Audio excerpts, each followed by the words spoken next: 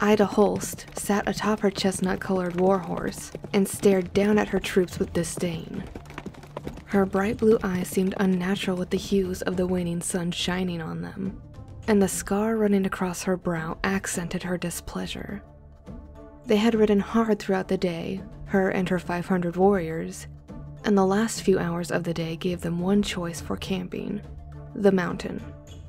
On the other side was a small town that had been sent word to prepare for her coming. They could send her tribute and food, and she would come peacefully, or, if tribute was not given, she would raise the town. It was very cut and dry, very simple, and that's how she liked it.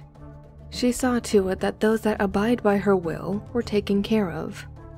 Sadly for them, they had not returned her message with tribute, and that meant they would be paying anyway, with the additional fee of blood. That would be taken care of tomorrow. Now was the time to climb the mountain partial and make camp. They could burn wet wood and stay warm, keeping the light from the fires from shining through the trees with the thick dark smoke, it being camouflaged by the night. In the early hours before the sun rose, they would prepare to ride down the mountain and into town to take as they pleased, before they moved on to new territory. However, her men were beginning to share some concern. Some showed outright fear. The mountain, according to them, was supposed to be the resting place of trolls who would come at night and try to eat them. Ida scoffed at them, but they were insistent. Now, on the base of the mountain, they froze. Ida was furious with the cowardice her warriors were showing. Not even during a harrowing battle with the king's knights sent to take them down did they show this level of fear. Thankfully, instead of tanning their hides one by one, her generals, who also showed fear but were still willing to follow her, suggested she might talk to the men, raise their spirits, and they would follow her. So that was what she aimed to do, though in her own charming way. I sit here and see warriors I would be happy to die beside in battle, cowering in fear of a mountain. We have battled hard and traveled far across this land, and I have never seen the looks on your faces that you show to this mountain. It's merely rocks and trees. Responses shot back about trolls who lived in the mountain, and that no man is strong enough to kill a troll. Ida scoffed. She did not believe in such fairy tales. Your truth is not my truth, she shouted, silencing her men. I, for one, do not believe in these creatures. Trolls? Bah! She spits at the ground. Creatures so large that when they fall asleep, they do so for ages? The creatures who turn stone and die in the sun? These are just stories a mother spins to delight and frighten children, not grown men. Tell me then, have any of you seen a troll with your own 2 eyes? The warriors murmured amongst one another, but none spoke up. I didn't think so. Listen to me well, my warriors. The only truths in this world are what you see before you. There is no magic, no fairies, no trolls. But she drew her sword, polished and sharp, high above her head. There is glory. There is battle. There is the thrill of testing your skills against that of your enemies. I look around and I cannot find one single person here who I would not gladly fight back to back with. Trolls? Bah and bah again. Even if these creatures did exist, they could not overtake us. We are the best in this land. All of her men drew their swords and raised them into the air and joined her in their agreement. She grinned and turned her horse. Then let us venture forth and in the morning take our spoils. Again her men roared, and they followed her into the mountain. Ida smiled a wide grin as they entered the tree line. The warriors' bravado didn't last long, but they were inside the woods of the mountain now. The camp had been set, and food was being cooked. Night was falling, and the wood that had been collected was wet. The dark smoke hung in the air lazily, slowly sifting through the branches and into the open night sky. They made the best of it, though, telling stories of their past battles. Ida even joined in with the tale of her first battle and how she had killed the man who had given her the scar that ran from one side of her brow to the other. Eventually, the moon became full in the sky, revealing it to be late night. The warriors would divvy up watch duty with several awake at one time. Ida always took part of this first watch and patrolled the edge of the camp to speak with warriors who also stayed, sharpening their resolve as she did so. By the time the first lap had been completed, she could tell her warriors, while on high alert, were beginning to regain control of their nerves. Of course, that is when the thumping noises began from deeper in the woods. The warriors who were awake stood frozen, slowly turning to where the sound came from and trying to calm the whining horses. As the thumping became louder and louder, so too did the sound of wood cracking and breaking. Something large was coming their way. The fires still burning low made it hard to see deep into the forest, but sight wasn't necessary for what was coming. The thumping noise was beginning to make the ground shake, and many sleeping warriors began to wake. Then, the trees nearest to Ida shook as 4 of the tallest men Ida had ever seen shoved the trees aside, upturning them from the earth as they did so, and letting the light of the small fires illuminate them. The creatures stood twice as tall as any of her warriors, and almost 3 times as big around. They had long protruding noses covered in warts. Their eyes were small though, beady even, and their large mouths were filled with uneven cracked teeth. Thin black messy hair adorned their heads and covered their ears. They wore clothes made of animal furs, and at their belts were stone tools. "Well, well," one boomed. "Looky here, Stin. You were right, humans." He was the smallest of the 4, but was a step ahead of the 3 bigger monsters. The one addressed stepped forward, pulling from his back a large blood-stained wicker basket, the size of 2 people standing beside one another. It scanned the humans who all held their weapons, but were stun frozen, including Ida. "Loads of 'em," said Stin. "Too many for our baskets. That's okay, we'll just get what we can and eat the rest tonight," the smaller creature replied. That's when another spoke up, a frown on his face. "I don't like raw human though, Amund." The smaller troll turned to look at the biggest of them all. "Picky eater, Garth? You can cook whatever you catch, after you fill your basket." Garth grinned maliciously, but his face scrunched up in confusion as he heard a scream. Ich kann kotzen! It was one of the humans with a bright long sword.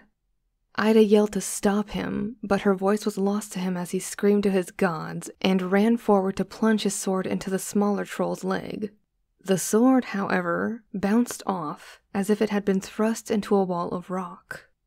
Amund, the smallest of the trolls, turned and grinned at the warrior, raising a fist the size of the warrior's torso and bringing it down like a hammer, flattening the man in a sickly crunch. His body mangled, his head was now smashed pulp hanging limply from the neck of his armor, and his body was only slightly intact due to the resilient armor, which leaked blood wherever there were gaps. Without a word, the one named Sten opened his wicker basket, releasing a horrid stench of rotten flesh. He then picked up the fallen warrior and stuffed him into the basket. Amund grinned. "Good, that's one. Oi, burger." He snapped his finger at the second to biggest one, with the blankest of expressions, who then looked down at Amund and grunted. "Fill your basket with the horses. They look tasty." Ida was frozen in her spot, like her warriors. The sword simply bounced off of them. They didn't even seem concerned about the humans. How could 4 beings, no matter the size, be so calm in the face of 500 warriors? Were they truly outclassed? Were they simply bugs?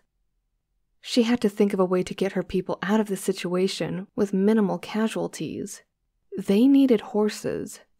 "Stop!"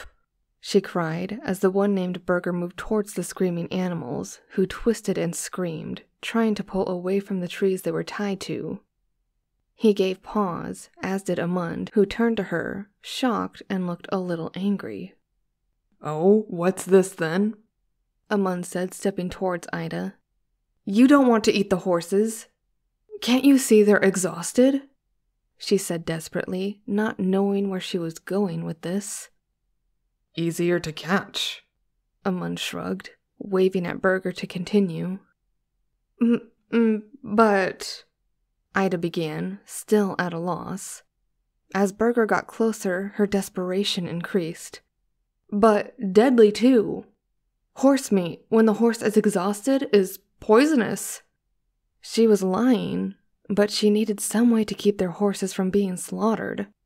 They would be a tremendous help in escaping. Not only did this give the giant troll pause, but he took a few steps back, looking to Amund once again. What do you mean? Asked the smaller troll, now moving to stand before her. You do not know. She grinned to herself, but tried to not let it show. Horse meat becomes rough when they are exhausted, and it is bad to eat. It kills more than it helps. Again, a bluff. The smaller Amund stared at Ida long and hard before looking over to Burger. Didn't you get sick after eating that horse meat last time? The big Burger looked upwards and tapped his chin with one finger thoughtfully. Yeah, I did.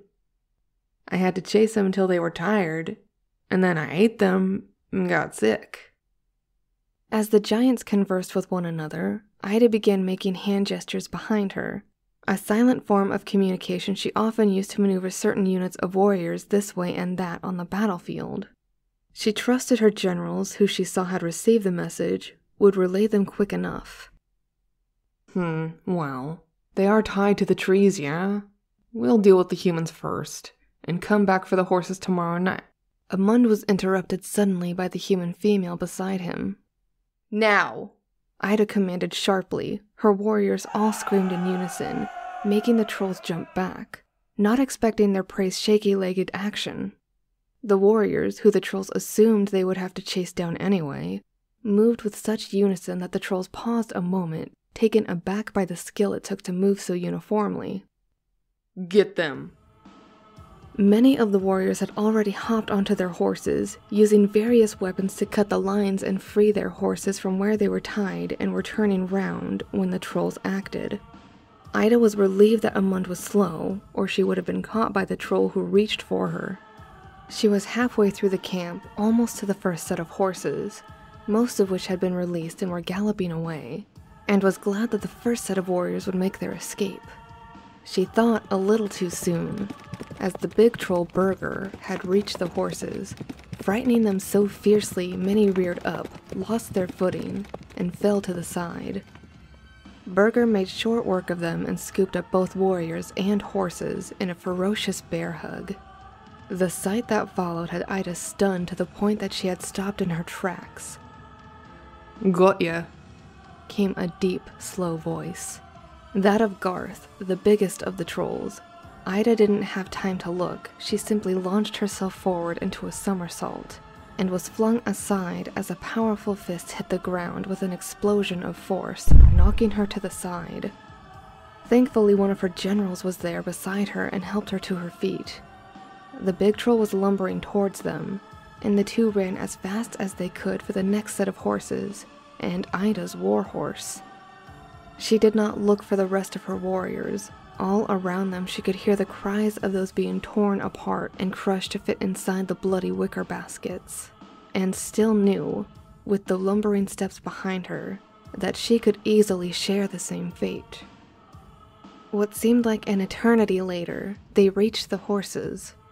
Ida wasted no time in unsheathing her bootstrap knife and cutting the line as she leaped upon her already frightened horse.